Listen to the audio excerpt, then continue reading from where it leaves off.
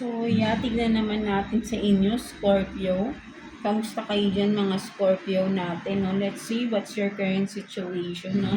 Tignan natin ano bang mga pinagdadaanan ninyo ngayon, mga Scorpio natin, no? Let's see. Kuha tayo dito ng one card for you, Scorpio. Ano yung current situation ninyo right now? For Scorpio, let's see. One card for Scorpio. Ano ba yung pinaka-overall situation ninyo, ano, mga Scorpio natin? Let's see. For Scorpio.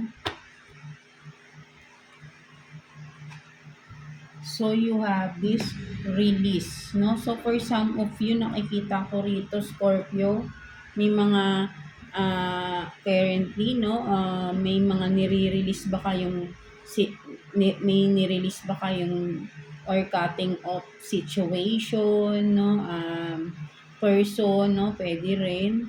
Kung anong tong mga parang tinatanggal nyo na sa buhay nyo, totally ina-accept nyo na i-let go, no, totally na parang finally, nag-decide na kayong i-let go, no, for some of you, or currently, no, may mga pinag-iisipan kayo na i-let go na, no, for some of you, no. So, ayun din yung nakikita ko rito, no, mga Scorpio natin, no. So, tingnan pa natin. Kuha pa tayo ng additional messages for you, Scorpio. Kuha pa tayo ng 3 cards for you. Kung ano ba yung pinagdadaanan ninyo. For Scorpio, kuha tayo dito ng 3 cards. For Scorpio. No, tingnan natin. For Scorpio. Lumabas na yung ano, no, si High Priestess, no. So, maybe sabihin natin for some of you, Scorpio, no, may mga paniniwala ka, beliefs na parang kailangan mo ng i-let go na hindi naman na parang sabihin natin hindi na dapat paniwalaan, no? Parang ganun, no? Meron din ako nakitang ganun. So, let's see. Kuha tayo ng 3 cards for Scorpio. For Scorpio, tingnan natin. Current situation for Scorpio. So, you have this Knight of Wands, no?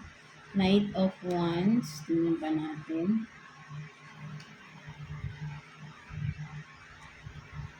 Eight of Cups, no? Eight of Cups. No? So, for some of you talaga, no, parang meron na kayong i-release talaga, no? For some of you, no?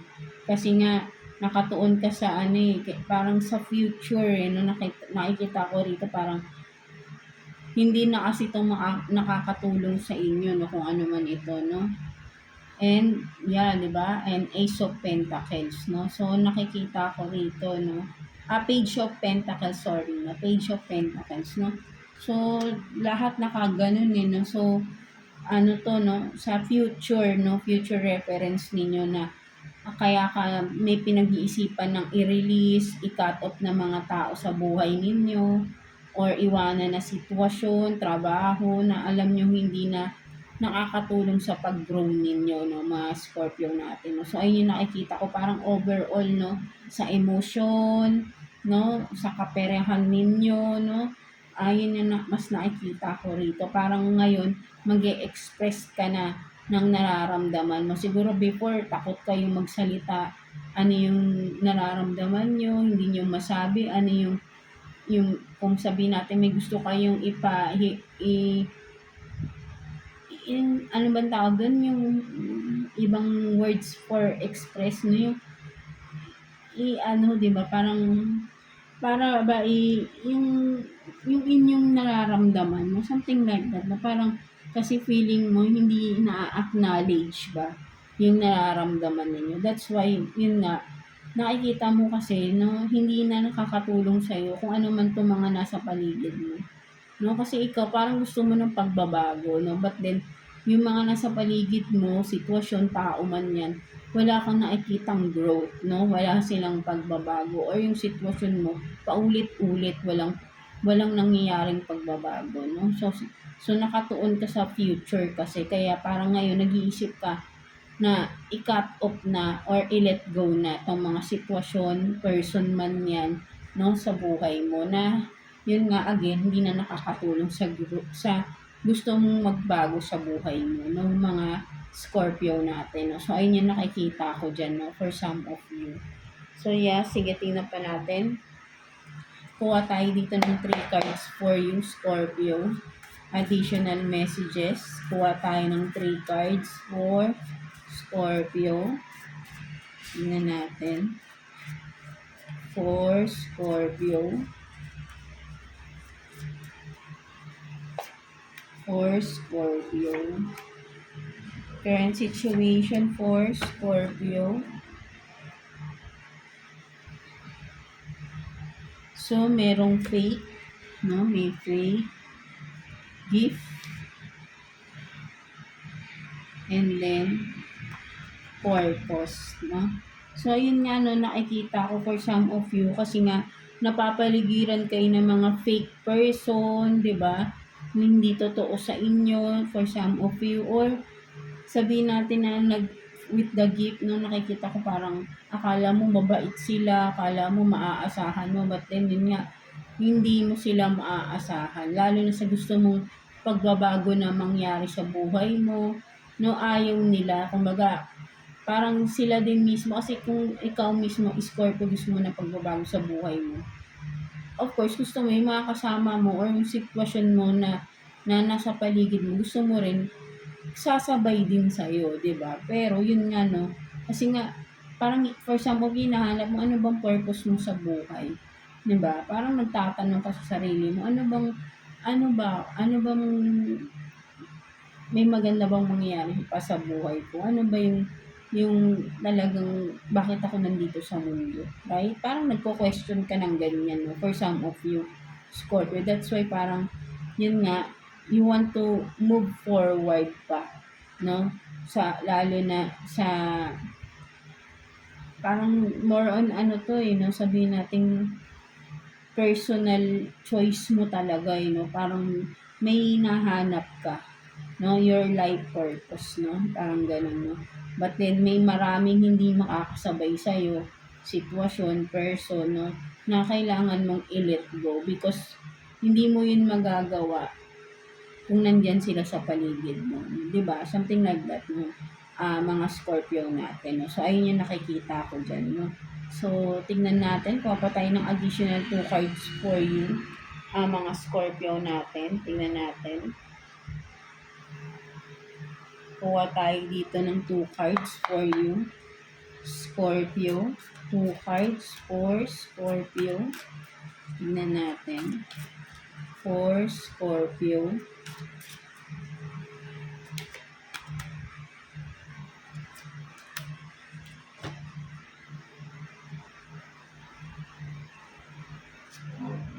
So, you have this egotism.